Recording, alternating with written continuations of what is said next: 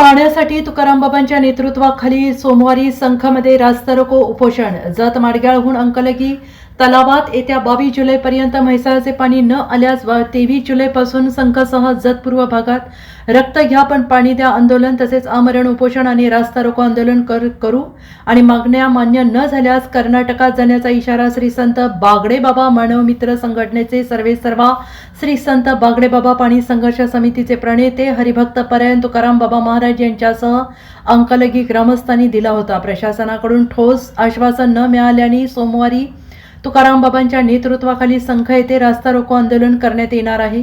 लोकशाही मार्गाने हक्काच्या पाण्यासाठी आमचा लढा आहे. शासन प्रशासनाने पोलिसांनी आमची भूमिका आणि मागणी लक्षात घेऊन तात्काळ सदरचं कामाच्या निविदा निघाल्या आहेत तर काम सुरू करा आणि ही आमची आग्रही मागणी आहे. सगळ्यांनी सहकार्य करावं, आंदोलनात सहभागी व्हावं असं आवाहन तुकाराम बाबा यांनी केलं आहे. यावेळी माजी सरपंच शिवलिंगाप्पा तेली, राजकुमार बिरादार, अनिल कुमार उदगेरी, साहेब गौडा पारील आदी उपस्थित होते. माडग्याळ येथे दाखल झालेले म्हैसाळचे पाणी वासपेठ, गुड्डापूर, संख, अंकलगी तलावात पोहोचू शकते आणि या मागणीसाठी जानेवारीमध्ये अंकलगी येथील महादेव मंदिरात आमरण उपोषण सुरू केलेलं आहे आणि या आंदोलनाला अंकलगी ग्रामस्थांसह अन्य गावांनी उत्स्फूर्त पाठिंबा दिलेला आहे.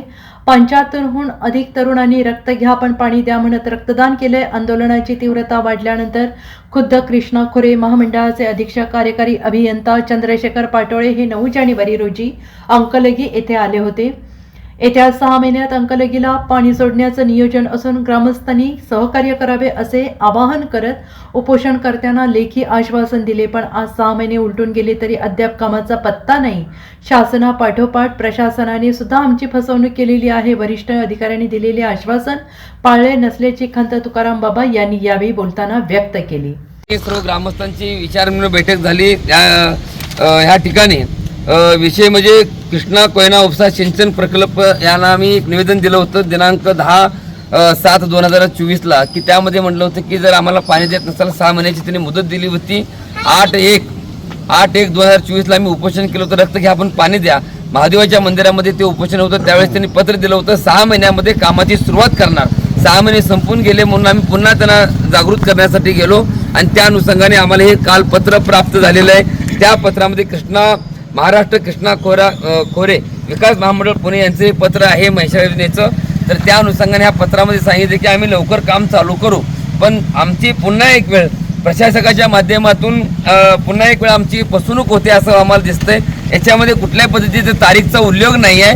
आम्ही 22 तारखेपासून तारीख दिली होती. त्या तारखेपासून जर समजा त्यांनी काम जर सुरुवात नाही केली तर आम्ही रक्त घ्या पण पाणी द्या. कर्नाटक आणि महाराष्ट्राच्या बॉर्डरवरती रक्त घ्या पण पाणी द्या किंवा कर्नाटकचे मुख्यमंत्री आणि महाराष्ट्राचे मुख्यमंत्री दोघांच्या मुख्यमंत्र्यांचे फोटो तयार करून त्या फोटोवरती जल अभिषेक करण्याचा आम्ही सर्वांनी संकल्प केला होता. सगळेजण चालत जाऊन तो संकल्प केला होता. आमच्यावरती मला वाटते समाधानकारक आमचं हे उत्तर आमच्याकडे नाही आहे. त्यामुळे आमचं जे आंदोलन आहे ते आंदोलन पुन्हा तीव्र करण्याचा इशारा आम्ही ह्या माध्यमातून देतोय. आम्ही तुकाराम बाबा नेतृत्वाखाली आम्ही सगळे इथं उपोषण बसून आणि रक्त घ्या पाणी घ्या म्हणून सांगितले. मग त्यांनी काय त्याचे उत्तर फक्त आम्ही चालू करतो सोडतो बरं आणि येतो की तसंच म्हणायला लागले. हे तारीखाला आम्हाला काम चालू करते म्हणलं तर 6 महिन्याचं पाठीमागं आणि 6 महिन्याच्या पाठीमागं पण काम नाही आणि परत आम्ही सांगलीला सगळीकडे निवेदन दिलं. मग निवेदन दिलं तर पण आम्ही काम चालू करते म्हणून एवढंच उल्लेख दिला त्याने आणि काम काय चालू नाही काय नाही. आम्ही 23 तारखेला आंदोलन करून रस्ता रोको आम्ही करणारच आहे आणि 23 तारखेला आम्ही सगळे गाव पूर्ण सगळी. Bureau report SBN Marathi Jat.